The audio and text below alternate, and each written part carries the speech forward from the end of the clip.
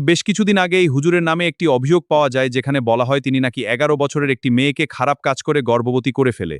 মানুষ তাকে ইচ্ছেমতো গালাগালি করছে, কেউ তাকে ছাড়ছে না। এমনকি অনেক বড় বড় নেতা ও হুজুরও তাকে যেভাবে পারছে তার মান ইজ্জতে ১২টা বাজিয়ে ছাড়ছেন। সবাই বলছে বিচার চাই, ওকে হত্যা করো, প্রশাসন কি করে ইত্যাদি ইত্যাদি।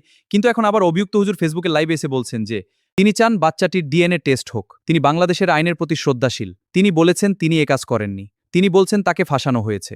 মেয়ের পরিবার নাকি ৩ লাখ টাকা চেয়ে এরপর বিবাদ মীমাংসা করার কথা বললে তিনি রাজি হননি, তাই তাকে ফাঁসিয়েছে। এখন সত্যি মিথ্যা কি আল্লাহ মালিকই ভালো জানেন। হুজুর যদি সত্যি কোনো অপরাধ করে থাকে আমি অবশ্যই চাই এর সুষ্ঠু তদন্ত করে বিচার হোক। শুধু বিচার নয়, কঠিন বিচার হোক। কিন্তু কোনো রকম তদন্ত না করে একজন মানুষকে কোনো কিছু করা যাবে? ইসলাম কি এটা বলে? কখনোই না। এখন যদি সঠিক তদন্ত করে জানা যায় হুজুর নির্দোষ, তখন যারা যারা তাকে বাজে মন্তব্য করছেন তারা কি তার কাছে গিয়ে ক্ষমা নিতে পারবেন? বা তারা কি তার নিকট ক্ষমা চেয়ে পোষ দিবেন? আর বাংলাদেশের দাড়ি টুপি দেখলেই কিছু মানুষের রক্ত গরম হয়ে যায়। এমনকি কোনো অভিযোগ শুনলে যাচাই বাছাই না করেই দোষারোপ শুরু করে। আর অনেক মানুষ তো একদমই হুজুগে। একটা খবর পেলে যাচাই বাছাই তো দূরে থাকুক, একেবারে নাচতে নাচতে নেনটা হওয়ার অবস্থা। অথচ এরকম অসংখ্য নজির আছে যে পরে জানা যায় খবরটি মিথ্যা। তাই আমি বলবো আগে সত্যি মিথ্যা যাচাই বাছাই হোক, এরপরে কঠিন বিচার হোক।